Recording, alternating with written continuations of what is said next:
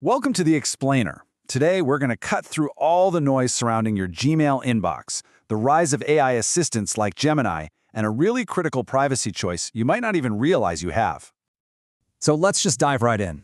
You've probably seen some pretty alarming headlines about Gmail security flying around lately. And honestly, it's caused a lot of confusion. So what is the real story here? Okay, first things first. We really need to separate the sensational headlines from what's actually going on. It's a classic pattern that once you see it, you can't unsee it. So check this out. This slide shows you the pattern perfectly. A huge, scary story hits the internet, right? Something like a massive new Gmail leak, when the reality is, it's just old data that's been floating around for a while. Or another one, a headline screams that Google changed its policy to read your emails for AI training, when actually no such policy change ever happened. The big problem? The correction gets like a fraction of the attention of the initial scare. And this right here gets to the actual problem. You know, these misleading headlines and the super quiet corrections, they point to a much bigger issue. A lot of us just don't fully get the privacy policies we clicked agree on, or what's really being done with our data day to day. So if these big, splashy headlines aren't the real danger, what should you be focused on? Well, the source material we're looking at argues that the risk is way more subtle and a whole lot more personal. The source material uses this really powerful metaphor for this whole situation. Think about it. With 2 billion Gmail users and billions more on other platforms, a whole lot of us are basically sleepwalking onto thin ice. We just accept new technologies and their default settings without ever really stopping to think about what it all means. And this brings us to a really crucial point. At the end of the day, the ultimate responsibility for your data, it doesn't lie with these giant tech companies. It lies with you. You're the one who chooses the platforms, and you're the one who can control the settings. So why is this so critical when we're talking about Google? Well, as the source puts it, Google is the gorilla in the cage. Its platforms are so dominant, so massive, that the choices it makes and the choices you make inside its world have this enormous, outsized impact. Which brings us right to Google's AI, Gemini. This isn't some far-off tech anymore. It's being woven directly into the services you and I use every single day. Now, it is absolutely essential that we're clear about what Gemini is. It's not your friend, it's not a confidant, it is, quite literally, someone else's computer. A massive, incredibly powerful system running in Google's data centers, analyzing whatever information it's given. And that, right there, leads us to the fundamental question. The one you really have to ask yourself.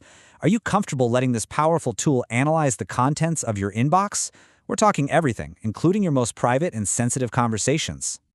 But here's the good news. You are not just a passive user in all of this. You actually have a specific, critical choice to make. It's time to wake up from that sleepwalk and decide for yourself. And the process? It's actually incredibly simple. All you have to do is go into your Google settings and find the section for Smart Features and Personalization. Then you just make an active choice. Turn it on or turn it off. Now, just to be super clear, turning this off doesn't disable Gemini completely, but it does stop it from using your personal stuff in Gmail, Docs, and Drive to customize its answers for you. So the key takeaway here isn't about me telling you what to do. The right answer is not going to be the same for everyone. The entire goal is just to move from being passive to being active, to make a conscious decision for yourself, based on your own comfort level. That's it. To really get why this choice is so important right now, we need to zoom out a bit and look at the bigger picture. This intense, high-stakes competition that's driving all these changes. This slide basically lays out the new AI space race for you. You've got Google leveraging its absolutely massive user base with Gemini.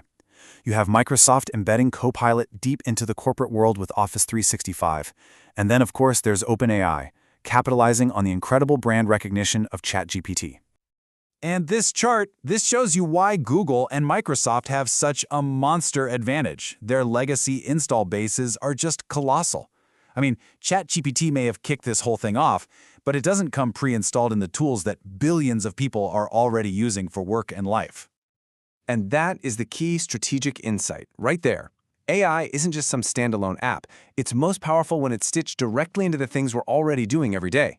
And in this crazy race, the pressure to integrate AI as fast as possible means these companies often set the defaults to favor data collection, kind of hoping we're all just too busy to notice. Which brings us full circle, right back to the most important piece of advice from our source material today. This is a direct call to action. Don't let your privacy become a casualty of just not paying attention or not caring enough to make a choice.